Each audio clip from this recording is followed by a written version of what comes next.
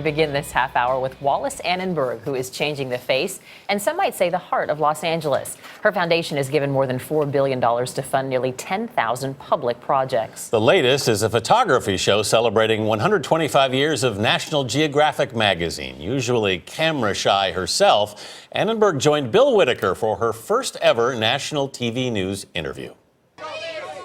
Opening night for the Wallis Annenberg Performing Arts Center, a Beverly Hills bash with some of the biggest names in entertainment. Here to celebrate the theater, nicknamed the Wallis, and its billionaire benefactor, Wallis Annenberg. Just so many different kinds of things that she wants to do for the people of Los Angeles. We're all very lucky to have her. A rock star in the world of fundraising, Annenberg has given more money to the arts in L.A. than any other woman, more than just about anybody else, in fact. Yet she shuns the spotlight. How do you see yourself? As a person that likes to sit in a very comfortable chair with a martini and watch a good football game. And give your money away. To use it wisely. Not give it away. Don't like that term at all.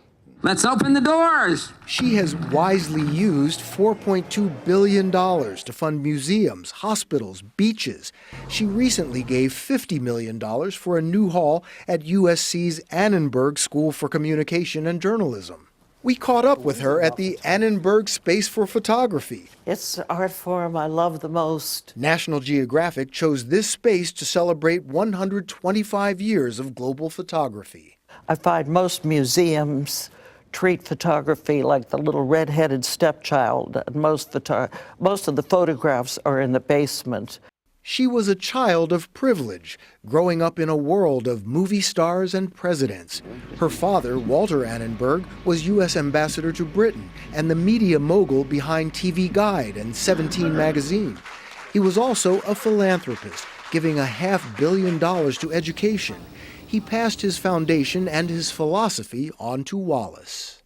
I've always been aware of the privilege that I had financially. At the same time, I knew it wasn't going to fill me up.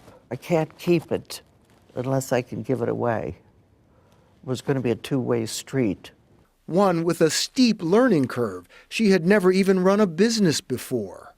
How did you know how to run a more than $1 billion foundation? I mean, it's not hard. I have great judgment when it comes to people. That is probably the most valuable gift I inherited from Walter Annenberg.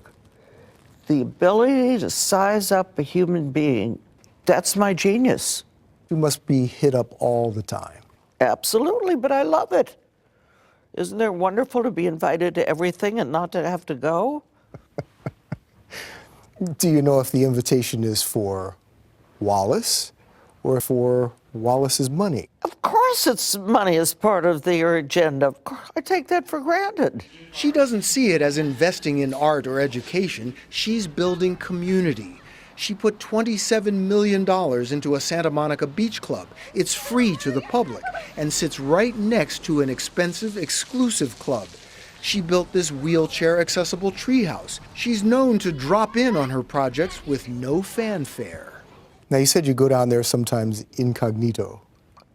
I don't arrive like Lady Bountiful, getting out of a limousine saying, ha-ha, your benefactor is right. No.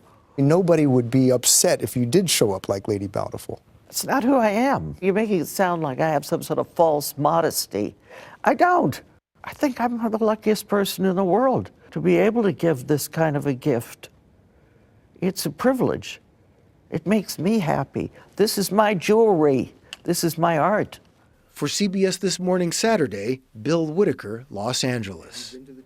She's got such a great sense of humor. I once read that she said she's never felt embarrassed by her last name, but she's always felt like she had to be worthy of that last name. Can you imagine? Yeah, I love her whole attitude. Isn't it wonderful to be invited to everything and not to have to go? $4.2 billion she's given away. Remarkable.